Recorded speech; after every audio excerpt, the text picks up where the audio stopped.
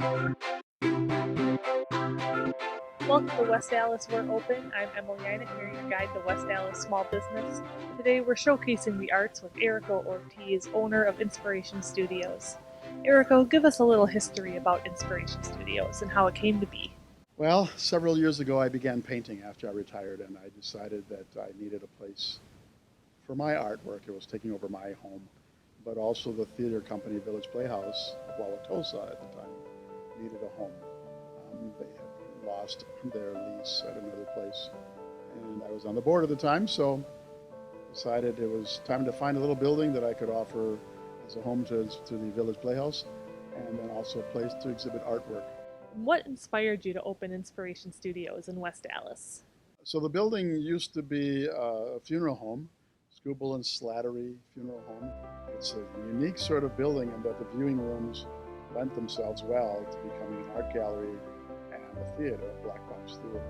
As a former funeral home, it's got a few interesting little nooks and crannies, which is fun and fine.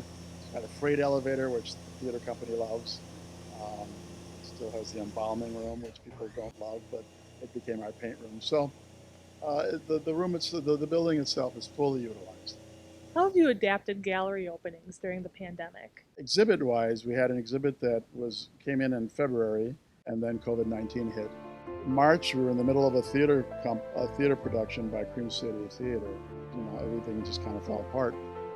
That show had to cancel halfway through the run.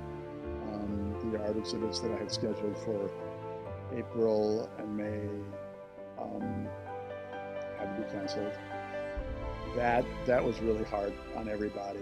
It's wonderful now to be able to have an art exhibit that you can see here on display of two of the Martini girls, Marcia Hero and Patty Belbin.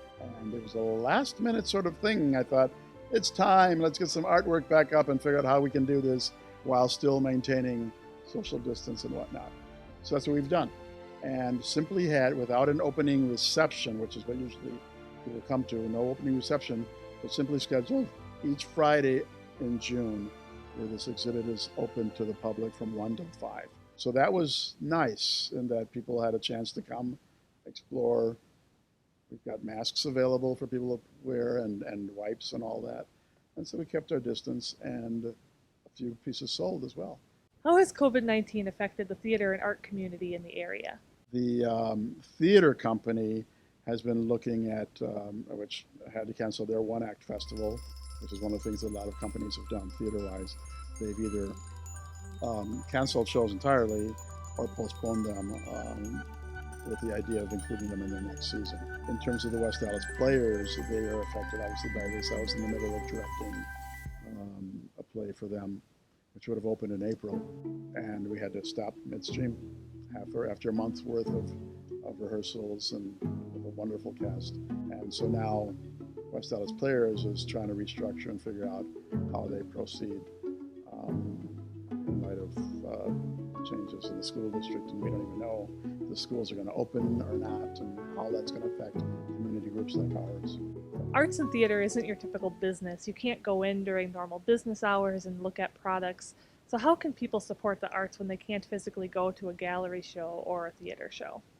People want to see the artwork up front. I mean, very often you can order things online. You can look at artwork and say, hey, I want a copy of that, I want that, but it's not the same as being able to walk up to a piece of art like this and seeing all the nuances and all the little things that are glued on and attached, and especially if it's a mixed media piece like this one. It's difficult to promote that online and say, hey, the price on this is such and such.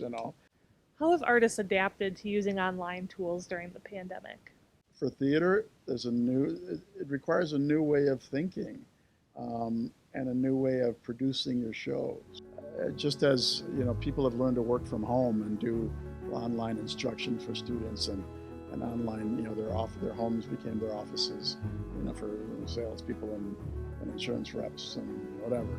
The idea of presenting an online option for people to pay through PayPal or however that would be collected, that's an option that this company is pursuing. And I think that's the case for lots of companies in the Milwaukee area.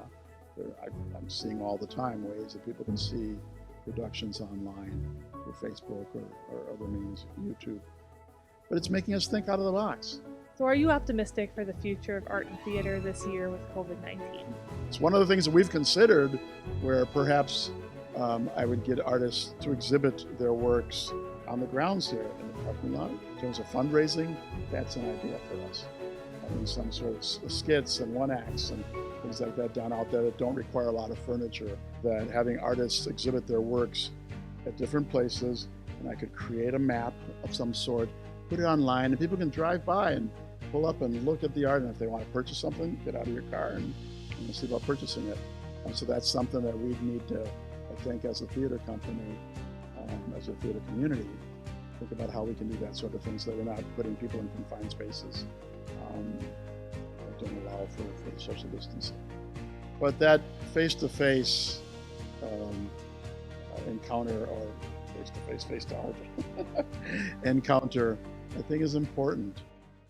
We'd like to thank Erico Ortiz, owner of Inspiration Studios, for having us today. Again, I'm Emily Einechner, and thank you for watching West Allis, We're Open.